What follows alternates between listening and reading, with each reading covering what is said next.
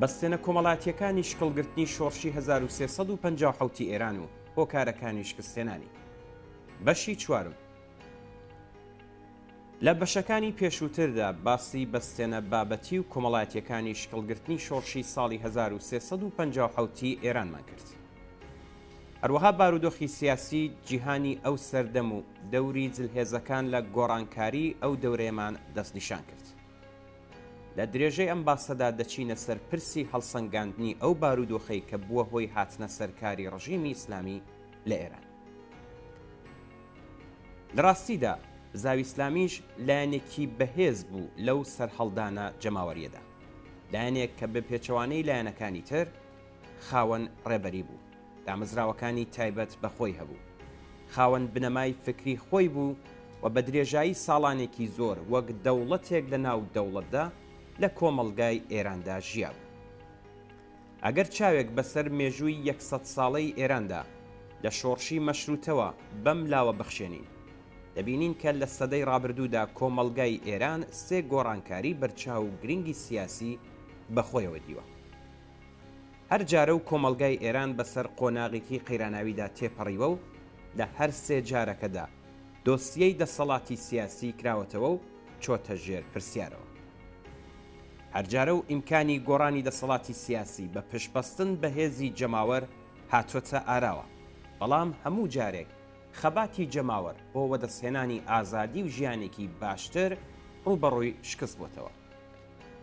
بێگومان خوێندنەوە و هەڵسەنگاندنی لایەنە کۆمەڵایەتیەکان و ڕیزبەندی هێزە سیاسیەکان لە هەر کام لەو سێ دەورەیەدا یارمەتیمان دەدات بۆ تێگەیشتنێکی بنەڕەتی لە هۆکاری ڕاستەقینەی ئەم شکستانە.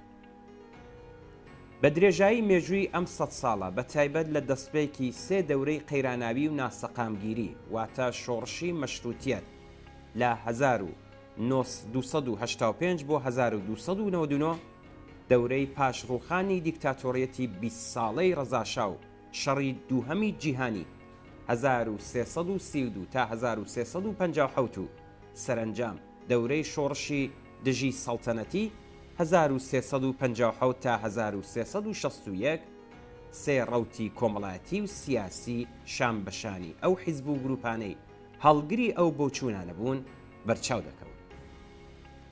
یەکەم ڕەوت کە بە هەموو توانایەوە تینووی وەرگرتنی دەسەڵات بووە و هەیە ڕەوتی سیاسی ئاینی شیعەیە.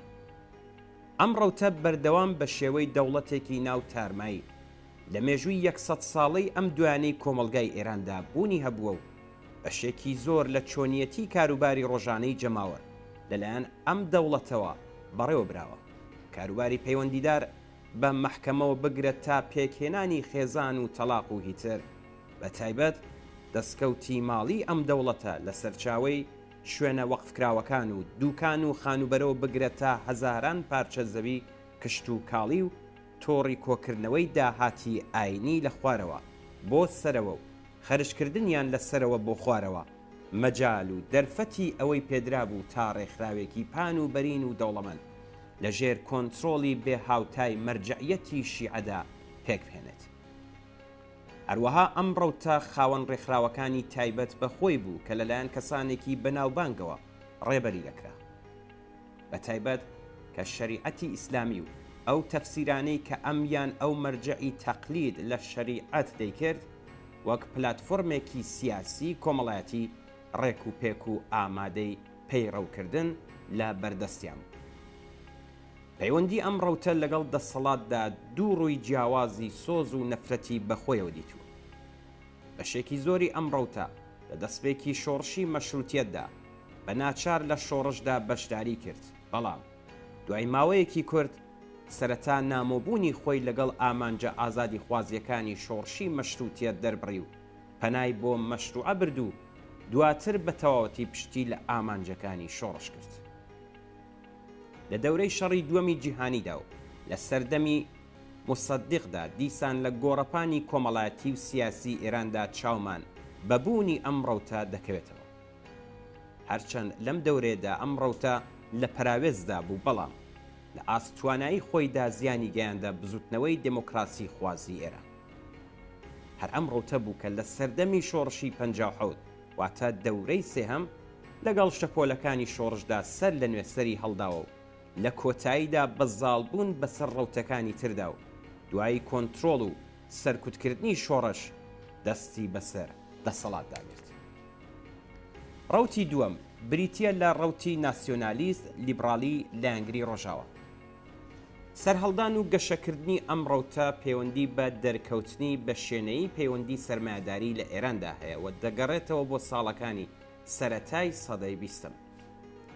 ڕێبەران و تێۆریسینەکانی ئەم ڕەوتە بوون کە فەرهەنگی مدرنی سەردەمی خۆیان لە ئوروپاوە گواستەوە بۆ ئێران. کۆمەڵایەتی بوونی ئەم ڕەوتە لە شۆڕشی مەشروتیەتدا بەرچاو دەکەوێت.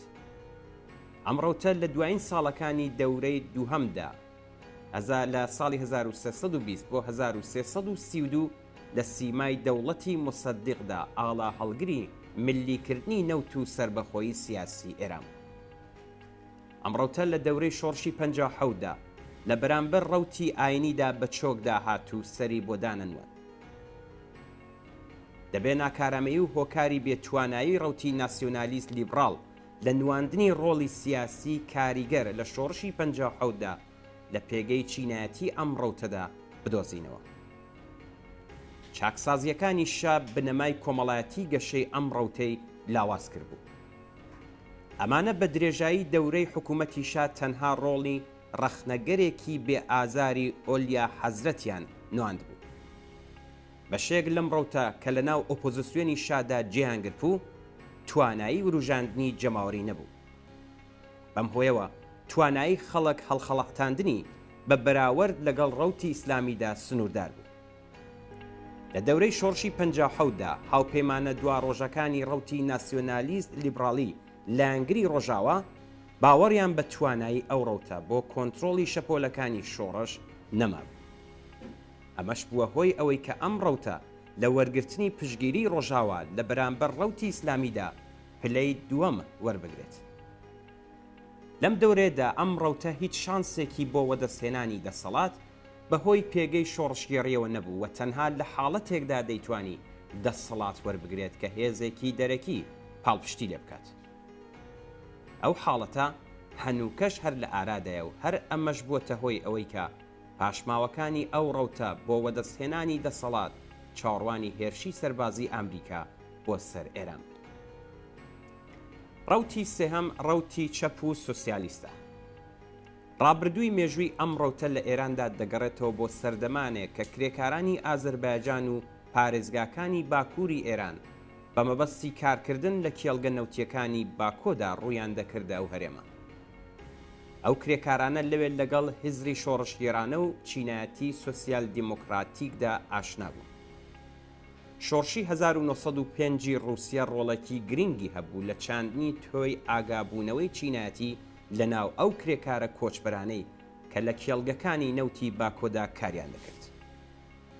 ئەم ڕەوتە کە لە دەورەی شۆڕشی مەشروتیەتدا هاوپەیمانی جددی ڕەوتی لیبراڵ و نەتەوەخواز بوو بە پێکهێنانی حیزبی ئیجتیماعیون و ئامیون و دواتر دروستکردنی یەکەمین حیزبی کۆمۆنیستی ئێران لە ساڵی 1992 هەتاویدا پێینە ناو گۆڕەپانی خەباتی سیاسی و لە ساڵەکانی دواتردا وێڕای گشت ئەو کۆسپ و تەگەرانەی کە لەسەر ڕێگەیدا دەرکەوتن بوو بە یەکێک لە ڕەوتە بەشدارە گرنگەکانی گۆڕەپانی تێکۆشانی سیاسی ئێران.